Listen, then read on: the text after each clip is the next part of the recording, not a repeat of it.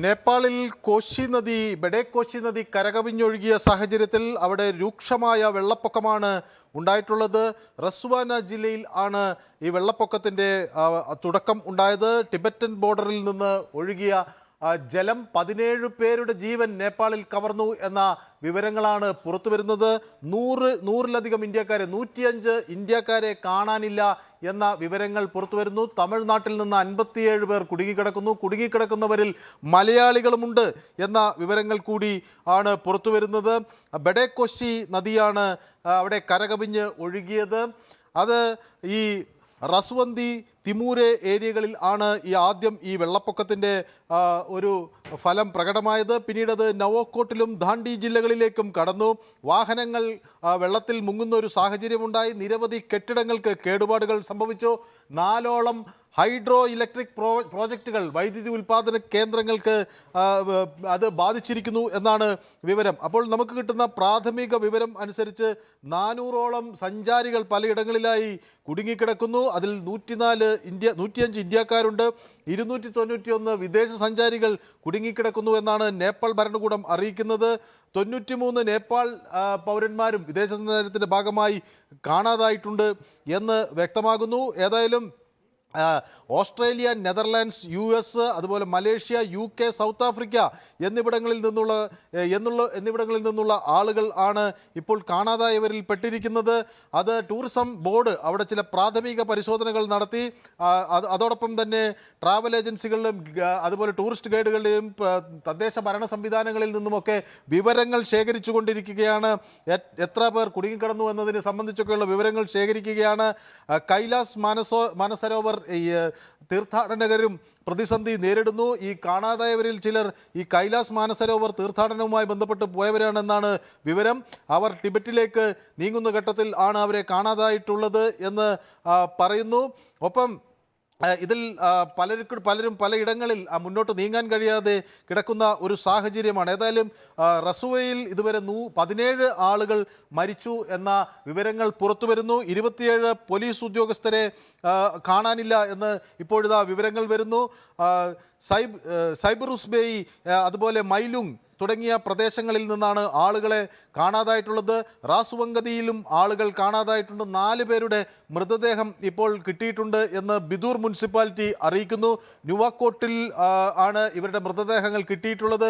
തൃശൂലി നദിയിലാണ് ഈ പ്രശ്നങ്ങൾ ഉണ്ടായിട്ടുള്ളത് എന്ന വിവരങ്ങൾ കൂടി പുറത്തു വരുന്നു. ഏതായാലും ഇതുമായി ബന്ധപ്പെട്ട് നേപ്പാൾ ആർമി, അതുപോലെ അവിടുത്തെ ആംഡ് ഫോഴ്സുകൾ, നേപ്പാൾ പോലീസ് എല്ലാവരും അവരെല്ലാവരും തന്നെ രക്ഷാപ്രവർത്തനങ്ങളിൽ പങ്കാളികളാവുകയാണ്. 14 ഹെലികോപ്റ്ററുകൾ, ഡ്രോണുകൾ, അതുപോലെ ഈ ശ്വാനസേനയുടെ സഹായമൊക്കെ ഉപയോഗിച്ചുകൊണ്ട് കാണാതായ ആളുകളെ കണ്ടെത്താനുള്ള തീവ്ര ശ്രമങ്ങൾ നടക്കുന്നു. നേപ്പാൾ ആർമി ഇപ്പോൾ 6 പേരുടെ ജീവൻ രക്ഷപ്പെടുത്തിയതിൻ്റെ വിവരങ്ങൾ വരുന്നു. അത് സയാഫുർ ബേസിയിൽ നിന്നുള്ള സ്ഥലത്തു നിന്നാണ് രക്ഷപ്പെടുത്തിയത്. 2 പേരെ മൈലുങ്ങിൽ നിന്നും 4 പേരെ ദുങ്ചയിൽ നിന്നും രക്ഷപ്പെടുത്തി എന്ന വിവരങ്ങൾ വരുന്നു. മിലിറ്ററി ട്രെയിനിങ് സെൻറ്റർ നമ്പർ 1 തൃശ്ശൂരിൽ നിന്ന് ആണ് അവർക്ക് എമർജൻസി മെഡിക്കൽ സൗകര്യങ്ങൾ കൊടുത്തിരിക്കുന്നത്. മാത്രമല്ല, ഇന്ത്യ സർക്കാർ ഈ നേപ്പാളിലുണ്ടായ വെള്ളപ്പൊക്കം കണക്കിലെടുത്ത് ഉത്തർപ്രദേശിലും ബീഹാറിലും കനത്ത ജാഗ്രതാ നിർദ്ദേശം നൽകിയിട്ടുണ്ട്. പ്രധാനമായും ഈ തൃശൂലി നദിയിലും ജലനിരപ്പ് വലിയ തോതിൽ ഉയരുന്നുണ്ട്. ഇന്ത്യൻ അതിർത്തിയിലേക്ക് കടക്കുമ്പോൾ അത് വലിയ പ്രതിസന്ധി സൃഷ്ടിക്കും എന്ന മുന്നറിയിപ്പ് സെൻട്രൽ വാട്ടർ കമ്മീഷനും നൽകുന്നു. ഈ വെള്ളപ്പൊക്കത്തിന് കാരണം ഒരു ഗ്ലേസിയർ ഔട്ട്ബേസ്റ്റ് ആണ് എന്നാണ് പറയുന്നത്. ഒരു തടാകം തന്നെ, ഹിമതടാകം തന്നെ തകർന്ന് അതിനകത്ത് നിന്ന് ഐസും വെള്ളവും ഒലിച്ച് പുറത്തേക്കിറങ്ങിയതാണ് ഈ വ്യാപകമായ ജലനിരപ്പ് ഉയരുന്നതിലേക്ക് കാര്യങ്ങൾ എത്തിച്ചിട്ടുള്ളത് എന്ന് വ്യക്തമാകുന്നു. ഇന്ത്യൻ ഭരണകൂടം ഗാൻടക്കിലും നമ്മുടെ ഉത്തർപ്രദേശ്, ബീഹാറിലൊക്കെയുള്ള നദികളിൽ ജലനിരപ്പ് ഉയരാനുള്ള സാധ്യതയുണ്ട് എന്ന് മുന്നറിയിപ്പ് നൽകുന്നു. നേപ്പാൾ അതിർത്തിയിൽ അതീവ സുരക്ഷ പാലിക്കണം എന്ന് വ്യക്തമാക്കുന്നു. അതുപോലെ തന്നെ ഗാൻടക് ബാർജിൻ്റെയൊക്കെ സമീപത്തുള്ളവർ ശ്രദ്ധിക്കണം എന്ന് പറയുന്നു. സുരക്ഷാ സംവിധാനങ്ങൾ പാലിക്കണം. ബീഹാർ മുഖ്യമന്ത്രി സാമ്രാജ് ചൗധരി ഈ കാര്യങ്ങൾ നിരീക്ഷിക്കുന്നു എന്നാണ് ഇപ്പോൾ അവിടെ നിന്ന് വ്യക്തമാക്കുന്നത്. അമിത്ഷായുമായി ആശയവിനിമയം നടത്തിയിരിക്കുന്നു. അമിത്ഷായുമായി ആശയവിനിമയം നടത്തിയതിൻ്റെ അടിസ്ഥാനത്തിൽ ഇന്ത്യ അതീവ ഗൗരവത്തോടു കൂടി വിഷയത്തെ ഉറ്റുനോക്കുന്നു എന്ന വിവരങ്ങൾ ആണ് അവിടുന്ന് പുറത്തു വരുന്നത്. എന്നോടൊപ്പം സതീഷ് കുമാർ ചേർന്നു. ശ്രീ സതീഷ് കുമാർ, താങ്കൾ ഇപ്പോൾ എവിടെയാണുള്ളത്? എന്താണ് ഇപ്പോൾ ലഭിക്കുന്ന ഏറ്റവും പുതിയ വിവരങ്ങൾ? എന്തൊക്കെയാണ്? രക്ഷാപ്രവർത്തനങ്ങൾ ഏത് നിലയിൽ നടക്കുന്നു എന്നാണ് താങ്കൾ മനസ്സിലാക്കുന്നത്?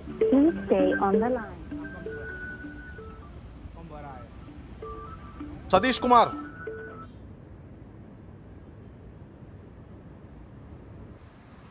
സതീഷ് കുമാർ നേപ്പാളിൽ നിന്നാണ്.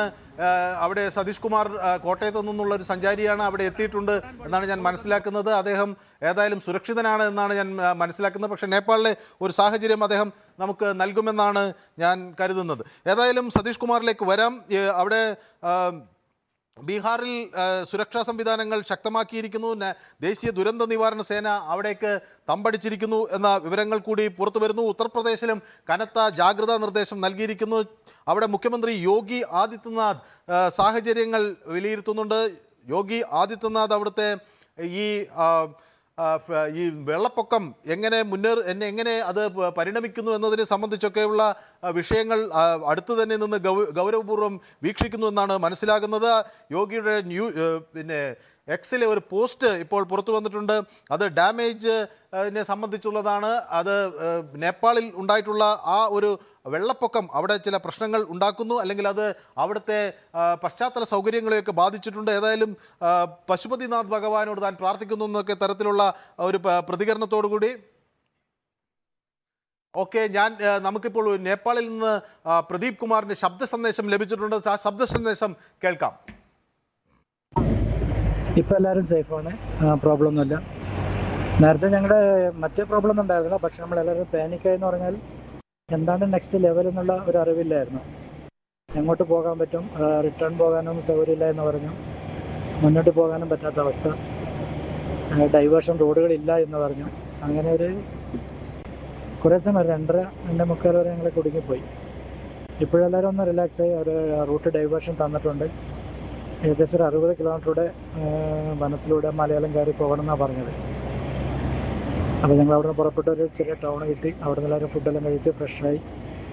ഇപ്പോൾ എല്ലാവരും ഓക്കെയാണ്, നോ പ്രോബ്ലം. യെസ്, അപ്പോൾ അതാണ് പ്രദീപ് അവിടെ നിന്ന് നൽകുന്ന ഒരു സന്ദേശം. കാസർഗോഡിൽ നിന്നാണ് പ്രദീപ് കുമാർ പോയത്. അവിടെ ഇപ്പോൾ സുരക്ഷിതരാണ് എന്ന ഒരു സന്ദേശം ലഭിക്കുന്നു. അത് വലിയ ആശ്വാസം പകരുന്നു. അവർക്ക് വഴിമാറി പോകേണ്ട ഒരു സാഹചര്യമുണ്ട്. ഏതായാലും അവിടെ വെള്ളപ്പൊക്കം വലിയ തോതിൽ ജനജീവിതത്തെ ബാധിച്ചു എന്നതിൻ്റെ വിവരങ്ങൾ തന്നെയാണ് പുറത്തു വരുന്നത്. ഈ ഗാൻടാക്, നാരായണി നദികളിൽ വെള്ളത്തിൻ്റെ ജലനിരപ്പ് ഉയരാനുള്ള സാധ്യത ഉണ്ടാകും എന്നാണ് ഇപ്പോൾ ഉത്തർപ്രദേശ് നൽകുന്ന ഒരു സന്ദേശം. അതുകൊണ്ട് തന്നെ അവിടുത്തെ ജനങ്ങൾ വ്യാപകമായി ഇതിനെ സംബന്ധിച്ച് ഒരു ജാഗ്രത പുലർത്തണം എന്ന നിർദ്ദേശവും അവിടെ നൽകുകയാണ്. ഒപ്പം ഈ മഹാരാജ്ഗഞ്ചിലും കുഷിനഗറിലും അവിടെ വെള്ളം ജലനിരപ്പ് ഉയരാനുള്ള സാധ്യതകൾ ഉണ്ട് എന്ന വിവരങ്ങൾ പുറത്തു വരുന്നു. അതുകൊണ്ട് തന്നെ ഉത്തർപ്രദേശിൽ ജനങ്ങൾ ജാഗ്രത പാലിക്കണം എന്നാണ് നിർദ്ദേശം നൽകിയിട്ടുള്ളത്. ഒപ്പം ഈ വെള്ളം ഉയരാനുള്ളതിൻ്റെ കാരണം പരിശോധിക്കുന്നുണ്ട്. അത് എന്താണ് എന്ന് ഇപ്പോൾ അവിടെ നിന്ന് നേപ്പാളിൽ നിന്ന് ചില വിവരങ്ങൾ വരുന്നുണ്ട്. ബൊഡേക്കോഷി നദിയാണ് കരകവിഞ്ഞ് ഒഴുകിയിട്ടുള്ളത്. നേപ്പാളിലെ ഡിപ്പാർട്ട്മെൻറ്റ് ഓഫ് ഹൈഡ്രോളജി, മിറ്റിയോറോളജി വകുപ്പുകൾ ഇത് സംബന്ധിച്ചുള്ള പരിശോധന നടത്തുന്നു. അത് മഴ കൊണ്ട് മാത്രമല്ല എന്ന വിവരങ്ങളാണ് പുറത്തു വരുന്നത്. നേപ്പാളിൽ കുടുങ്ങിയ രഞ്ജിത എന്നോടൊപ്പം ചേരുന്നു. ശ്രീമതി രഞ്ജിത കേൾക്കാമോ? ഹലോ, അവിടെ എല്ലാവരും സുരക്ഷിതരാണോ? എന്താണ് അവിടെ നിന്ന്? കോട്ടയത്ത് നിന്നുള്ള ഒരു 15 അംഗ സംഘവും കൊച്ചി, എറണാകുളം, കണ്ണൂര് എന്നുള്ള കുറച്ച് പേരൂടെ ഉണ്ടായിരുന്നു. അങ്ങനെ 36 സംഘമാണ് 23-ാം തീയതി കൊച്ചിയിൽ നിന്ന് പോകുന്നത്. ഞങ്ങൾ ഇന്ന് രാവിലെ കാഠ്മണ്ഡുവിൽ നിന്ന് മനോകാമന ടെമ്പിളിലേക്ക് പോകുന്ന വഴിക്കുള്ള റോഡിൽ ഇടയ്ക്ക് ബ്ലോക്കായി. ഞങ്ങളത് ഒരു സ്വയംഭൂനാഥ് ടെമ്പിൾ കയറാൻ വേണ്ടിയിട്ട് ഒരു 15-20 മിനിറ്റോടെ ലേറ്റ് ആയതുകൊണ്ടാണ് ഞങ്ങൾക്ക് ഈ അപകടത്തിൽ നിന്ന് രക്ഷപ്പെടാൻ പറ്റിയത്. ഞങ്ങള് അതിന് മുമ്പായിട്ടുള്ള ഒരു പോർഷനിൽ വന്നപ്പോൾ വണ്ടി ബ്ലോക്ക് ആവുകയും ലൈവായിട്ട് ഈ നദി കരയെടുത്ത് പോകുന്നതുമായിട്ട് ഞങ്ങളുടെ ഇതിൽ കാണാൻ പറ്റി കണ്ണില്. അത് വലിയ വണ്ടികൾ, ട്രക്കുകളൊക്കെയാണ് പോയത്. ഭാഗ്യം കൊണ്ടാണ് ഞങ്ങൾ ആ ഒരു ബ്ലോക്കിൽപ്പെട്ട് അവിടെ നിന്നത്. ഇപ്പൊ ഞങ്ങൾ സുരക്ഷിതരായി പൊക്കാറയ്ക്ക് പൊക്കോണ്ടിരിക്കുകയാണ്. വേറൊരു റോഡിൽ കൂടി ഒരു 3 മണിക്കൂർ കാട്ടിൽ കൂടിയുള്ള യാത്രയിലാണിപ്പോൾ. അതായത് നിങ്ങൾ ബ്ലോക്കിൽ പെട്ടത് ഇപ്പോൾ വേറൊരു തരത്തിൽ നോക്കിയാൽ ഭാഗ്യമായി അങ്ങോട്ടേക്ക് പോകാതിരുന്നത് ആ വെള്ളത്തിൽ നിന്ന് രക്ഷപ്പെടാൻ ഒരു ഭാഗ്യമായി വന്നു എന്നാണ് മനസ്സിലാക്കുന്നത്, അല്ലേ? ചെറിയതുമാണ് ഞങ്ങൾക്ക് രക്ഷയായത്. അപ്പോൾ ഞങ്ങൾ ആ റോഡ് കടന്നിരുന്നെങ്കിലോ, പാലം ഒഴുകിപ്പോയി, പാലത്തിനപ്പുറത്ത് ചെന്ന് കഴിഞ്ഞിരുന്നെങ്കിലും റോഡുകൾ ബ്ലോക്കായി ഞങ്ങൾ ഇടയ്ക്ക് കുടുങ്ങി പെട്ടുപോയേനെ അവിടെ. ഇപ്പൊ നിങ്ങളുടെ ദൈവാനുഗ്രഹം കൊണ്ട് ഞങ്ങൾ ഇപ്പൊ നിങ്ങളുടെ സംഘത്തിൽ എല്ലാവരും സുരക്ഷിതരാണ്?